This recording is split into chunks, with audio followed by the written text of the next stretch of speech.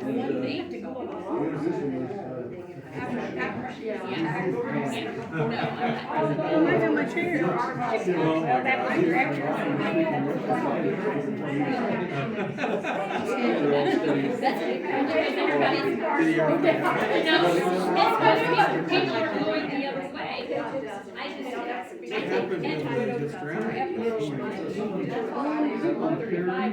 yeah. Come in the wrong way, yeah. Especially that's the one I just really. He hit his head on the. Oh, he did, oh, so it wasn't the fact that he wasn't his swimmer, it was just.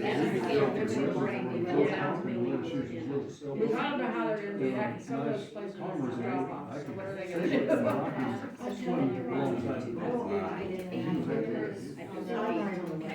That's right. Just came out of Georgia. They're gonna have to go more stoplights. Yeah.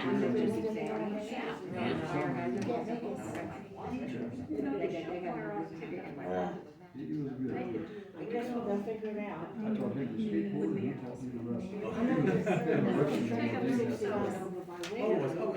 I remember that, yeah.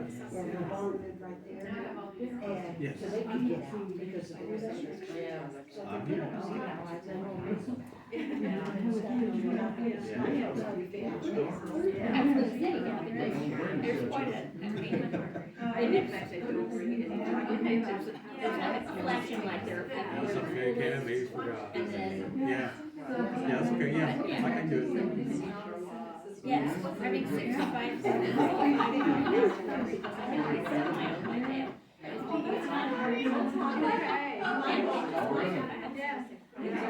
Thank you. And I'm always thinking, you I'm looking at them, I really doing that. Yeah, of course. You know what? I know, that's what I think about that.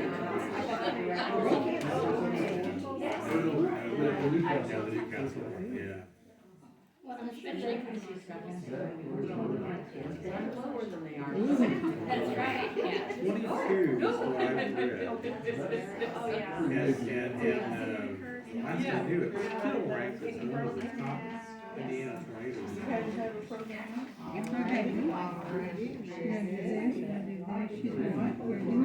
And this is just right before.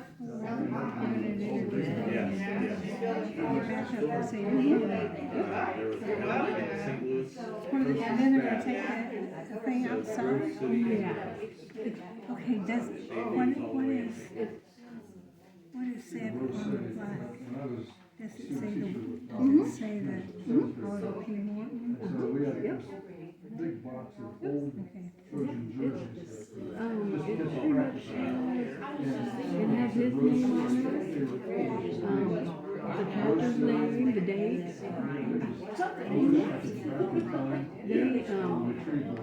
This organization actually donated a big flagpole that's out there. Yeah, right. 9 years ago. Oh my. Yeah. Yeah. Isn't that interesting? It is. And there's a plaque on the base of it. We were looking at it, so yeah. Got some posters made, talking about what happens at Rose City. There's like 3 factors basically. It's a tornado, it's a factor. You go sit back there, see what's in People there. figured out cheaper ways to do it. So Richmond got involved. I was gonna say, just sit this. Well, at least. Dig it down for years. I'm not sure what this is, It's supposed to cover it. Yes. Oh. but Daryl. Highway garage. Daryl. They had a factory there. I mean, pottery. You should go in there and play. Yeah. Just wanna make. She let us go on that property. We find it. Wow, neat.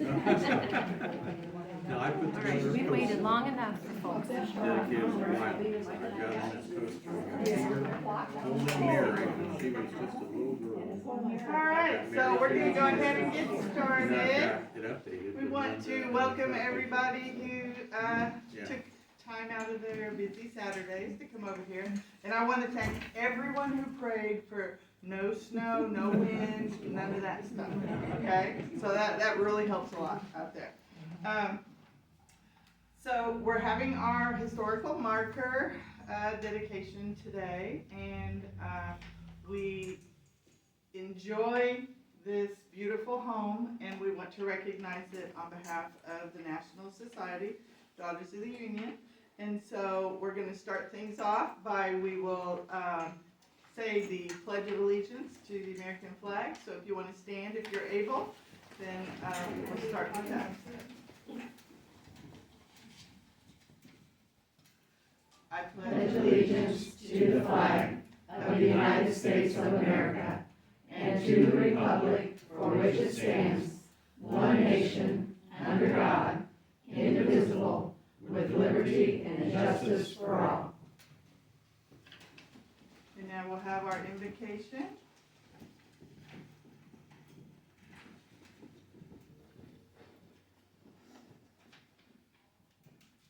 O God, for as much as without thee we are not able to please thee, mercifully grant that the Holy Spirit may in all things direct and rule our hearts through Jesus Christ our Lord.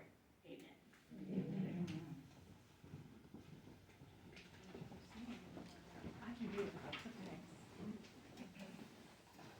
Thank you, Suzanne. And now, our chapter regent, Stephanie Ressler.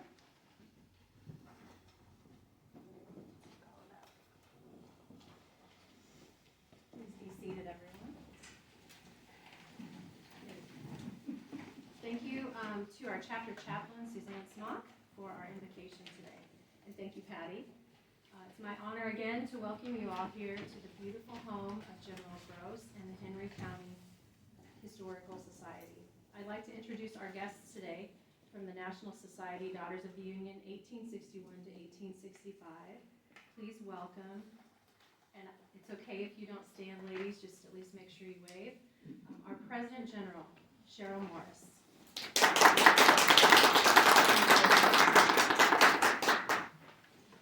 Our corresponding Secretary General, Janice Bollinger.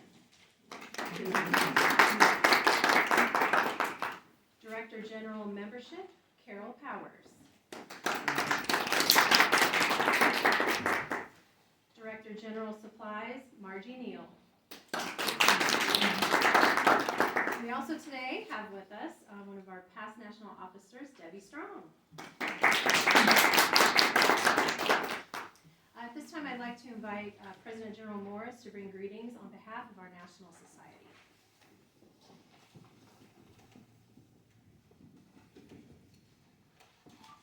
Good afternoon, and it is a pleasure to be with you today as we mark this historic home.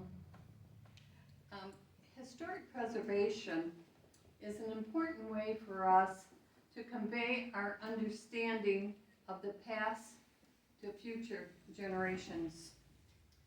Our nation's history has many facets, and historic preservation helps tell these stories. So I encourage you to continue to preserve and to mark our historic sites. Thank you.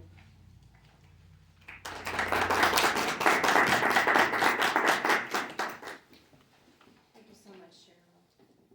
At this time, Patty has greetings that she will bring on behalf of the Sons of Union Veterans of Indiana.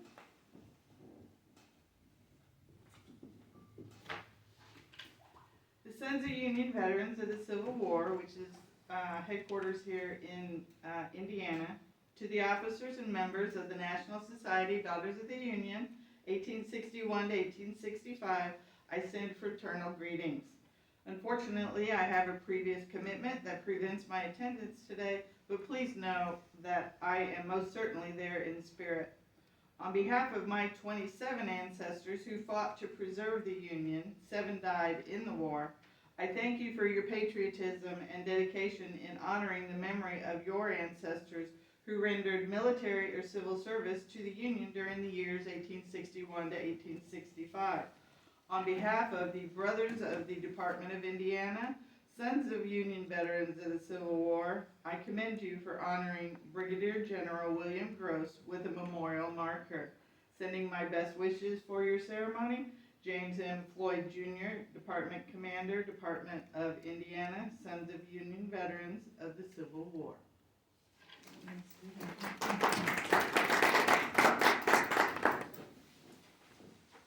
Thank you, Patty.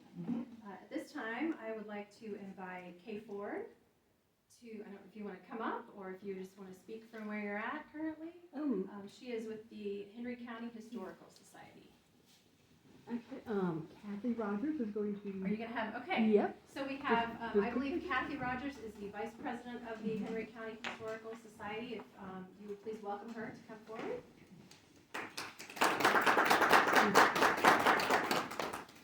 Oh, I just wanted to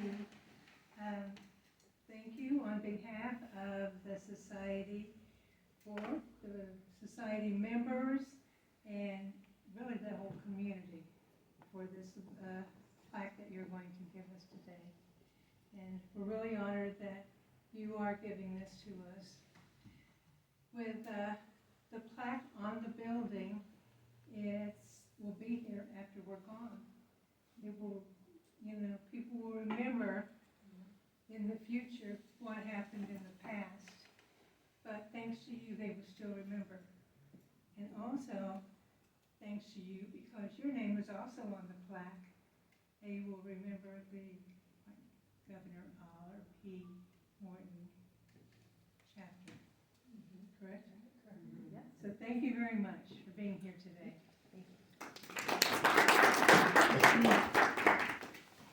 What are you going to do here? All right. Let's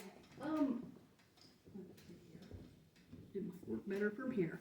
Can everyone hear me okay? Okay. I put together a little presentation about General William Grose and his home. Let's see if this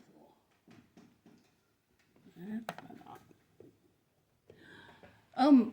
The home was built in 1870, and it was designed by architect Thaddeus Coffin, who is a distant cousin to Levi Coffin. Grose lived in his home nearly 30 years. The earliest known photos are from the 1920s, after the home had been purchased by the Henry County Commissioners in 1902 and deeded to the Henry County Historical Society to be used as a museum.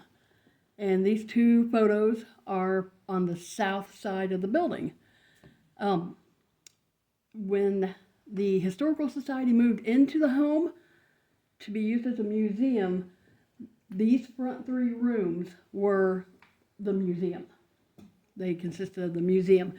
In the 1950s, they actually opened up the entire house for the museum. And those are some of the interior pictures of the home. The upper left is the library behind me, and the upper right is the sitting room to your right. And very faintly, you can see Clarence Smith, the first curator, standing by the window. And the lower left picture is that same room, although the flag is hung differently, I've noticed. And we celebrate Christmas, and we try to keep it as close to how they celebrated in the 1870s as possible. The picture on the lower left is the small building to the north. We call it the Annex. It was actually built at the same time as this home. And the upper floor here you can walk around and look at later. I've taken pictures of the basement and the upstairs. We have a Hoosier kitchen cabinet room downstairs, and these are just a sampling of the items that are located there. And we do have a Hoosier kitchen cabinet as you walk into the lobby as well. Another room that was added downstairs is the Maxwell Edition, where our two cars are located. We have a 1930 Chrysler, that's the upper left. And in the upper middle is the 1911 Maxwell. And then there are pictures of the entire car there. The Nip and Tuck Country Club has a story all its own. That's basically where the Jonathan Maxwell and Benjamin Briscoe, it's said that that's where they decided to bring their factory because of the fried chicken they were served. So not much is known about the Nip and Tuck Country Club. It was a men's club, and it was located out in kind of a forested area north of the city. And the picture above it is actually the only picture we've ever seen of the building, and it's mostly the men. So we're guessing it was a lodge type facility. Another room, it's actually, well, two rooms, the Pioneer Kitchen and the Pioneer Tool Room. These pictures are of the Pioneer Kitchen. We set it up as a Pioneer Kitchen. Originally, it was not attached to the house, and originally it was the general's tack room for his horses. And he was someone who loved his horses. There's a portrait behind you above the fireplace of him on one of his horses. And it was known that he would ride his horses through Newcastle on the main road. He had a little farm northwest of town, so he loved to ride his horses through town. And there's a panoramic shot of the Pioneer Kitchen, and the three larger pictures are of the tool room. There's a toll gate sign, which is one of the oldest artifacts from the county that we own, and a large bellows. And the picture on the right is of cobbler tools, and if you can make out, the big shoe in the middle is about a size 16. Wow. And it was neither left nor right because they didn't have left and right back then. Oh, we have a barber shop room, and we call it that because an entire barber shop was moved in there. It's the center picture. We also have a big wheeled bicycle. Does anyone know what the real name is? Nope. Penny farthing. A penny farthing. They're called penny farthings. Newcastle had a club of these young fellows who would ride those. Very carefully, I would think. And the picture to the left, some of you ladies might know, was a permanent. It gave you perms. Permanent machine. I've had ladies come in who had that done. They said never again. And we move upstairs up this main staircase. The staircase was designed by Thaddeus's brother, so the Coffins worked on his house quite a bit. The large room upstairs, we have it designed as Grose's bedchamber. We're not sure if it was in fact his bedroom, we don't know. But the items inside the room reflect what he would have had. And yes, that is a mannequin of General Grose sitting at the desk. It scares all the kids. Outside his room, the landing of the stairs, we have a lady's desk on the left, and you can kind of see into his bedroom with the back of the lady's dress. And we also have a coverlet collection. There's Samuel Graham coverlets that, I think the one in the middle, they would sign their coverlets with a block in the corner. I think one says 1857 there above the red. So he was a well-known coverlet maker here in town. His office was actually, or I guess his shop, was actually the first courthouse. When they decommissioned that courthouse to build the brick courthouse, he bought the old courthouse, and I guess from what I read, children thought he was a grumpy old man. So, you learn some interesting things. These are pictures, again, inside the general's bedroom. There's a burgundy lady's gown on a settee, and the tan lady's dress in the middle, and his fireplace, and the wood shelves on the mantle, that mantelpiece was actually carved by a woman. And the room next to his bedchamber, we call it the ladies' fashion room. There's a fox stole where it looks like he's biting his back leg. There, we have that put way up so the kids can't touch it. And the black dress is a maternity dress, which is a rare example of a maternity gown. And the marble top dresser in the background was General Grose's. A lot of the things in the home were not General Grose's. The clock under his portrait was his in this back room, and the blue chair. But when he passed away, his wife moved back to Muncie, and she took most of his belongings, or her belongings, with her. So we have a lot of donations. And other things in the ladies' room. Thaddeus Coffin, his wife, that's her brown wedding dress. And then we have some examples of other gowns through the ages, and a bonnet and other ladies' hats. And then we have the military rooms upstairs. We have a large war room, and it covers the Revolutionary War, the War of 1812, Civil War, World War I, and some anti-slavery information. We had the Underground Railroad here in Henry County. The picture on the left is a little button that was worn through the Revolutionary War, and the saddle is General Grose's saddle. And if I was stronger, I would have brought that thing downstairs so you could see it. I just didn't have the muscle. And we have a cabinet full of Civil War artifacts. On the left is actually two pictures. I tried to capture the upper and the lower, so there's just a lot in there. There's a bandolier in the middle. The box in the middle lower picture is a cartridge box that was carried through the Civil War, and it had metal boxes on the inside for their cartridges. And then the cornet on the right was carried by Madison Grose, the general's son. They both were in the war together. And General Omar Bundy, he served in World War I, and we have his uniform, and the gray thing right in front of him is his horse's tail.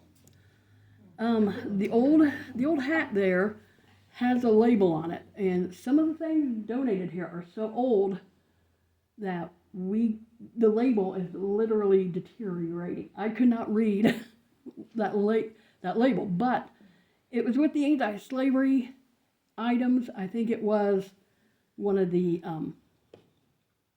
abolitionists, one of the men who were abolitionists. And the newspaper articles, the New York Herald, when Abraham Lincoln was assassinated.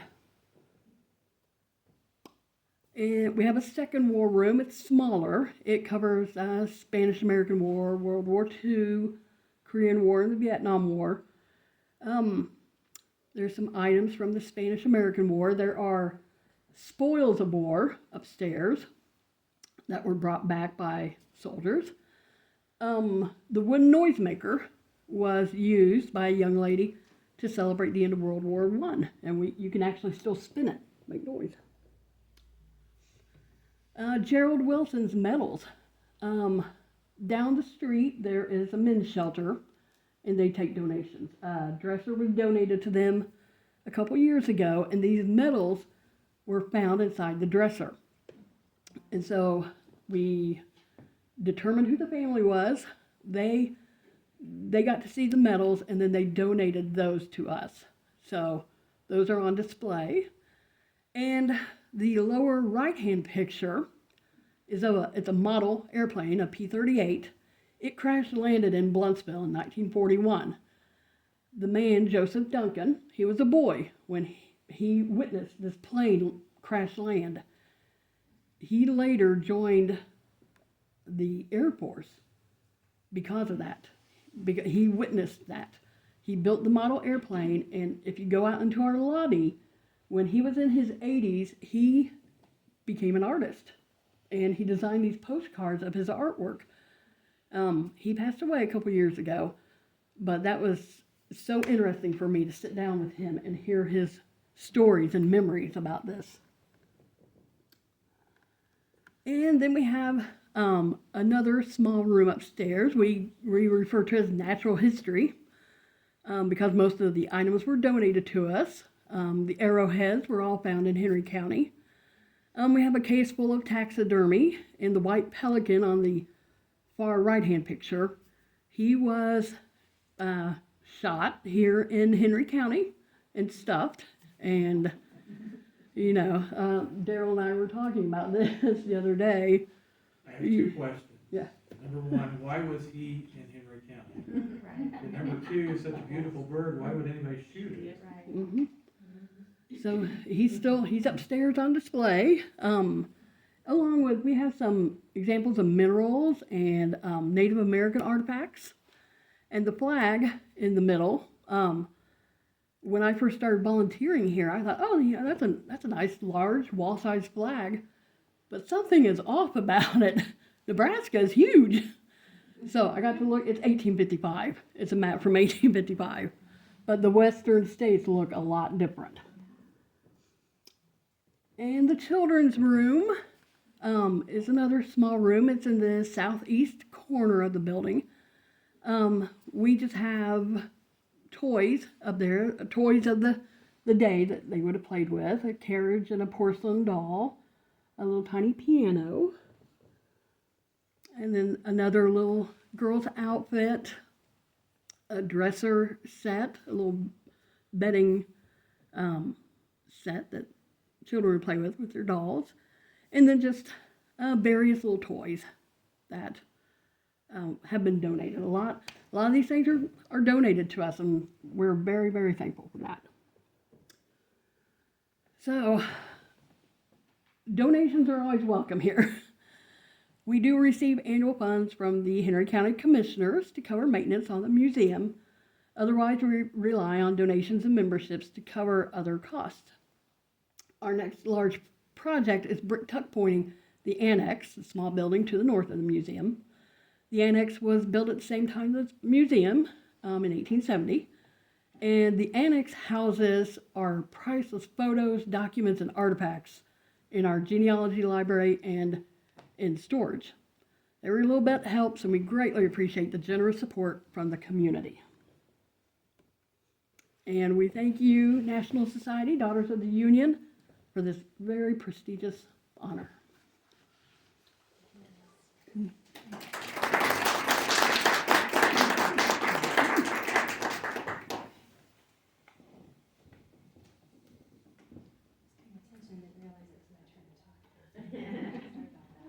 Thank you, Kay. That was really very thorough. I mean, you took a lot of photos for us, so we appreciate that. That's just a little sampling. I know. When I came in earlier, it just kept going. I just kept walking, and there were more rooms and more rooms. At this time, is that Patty? Yeah. At this time, I'd actually like to recognize some of our Governor Oliver Perry Morton Chapter members who have worked very hard to make this day happen. This project was born before I became regent of the chapter, and it's because Mary Ann had brought us a pamphlet to a Daughters of the Union meeting about the building and the fact that it was at one time General Grose's home. So as I was forming my committees for the chapter, I knew that I needed a strong historical preservation committee in place in order to carry out this project. So we have Denise Akers. She's not able to be here today. Mary Ann, why don't you just come stand here? Mary Ann Hughes, Patty Moy, who you've met. Come on in, Patty. And Molly Sanders, who also couldn't be here today. This is our Historic Preservation Committee, and I thank you ladies so much for your hard work. Labor of love, that's what it was. That's Molly's. And I will make sure that these ladies do get these certificates. And I have, so we have P. Morton certificate, so thank you.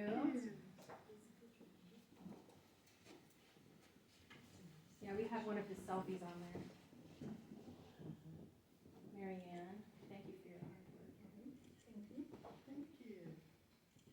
Get their photos? Oh, no. Yeah. You guys did all the hard work. I wrote the check.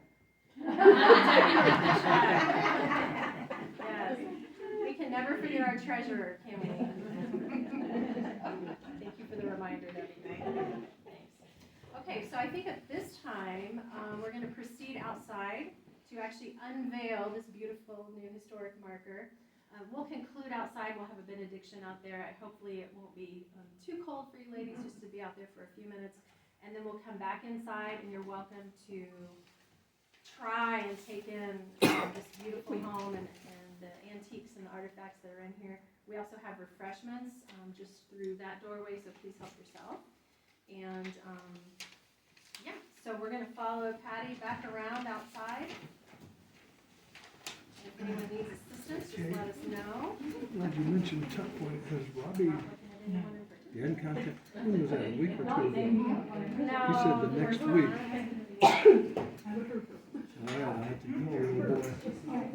He said, I'll definitely have it sometime next week, which would have been about a week or so ago. Wednesday? Okay, I'll call him tonight. So when's it due? Wednesday by 5. Okay, doing the benediction outside. I'll be working Wednesday at noon. Maybe he's done it, just hasn't called. It could be, I might have some mail. But he said he'd get it to me, and I said I'd get it to you. But he said no later than the quote for the Tuck Point, Robbie, Mary Beth Taylor's son. You have to go through Mary Beth to get him on the ball. He's supposed to give us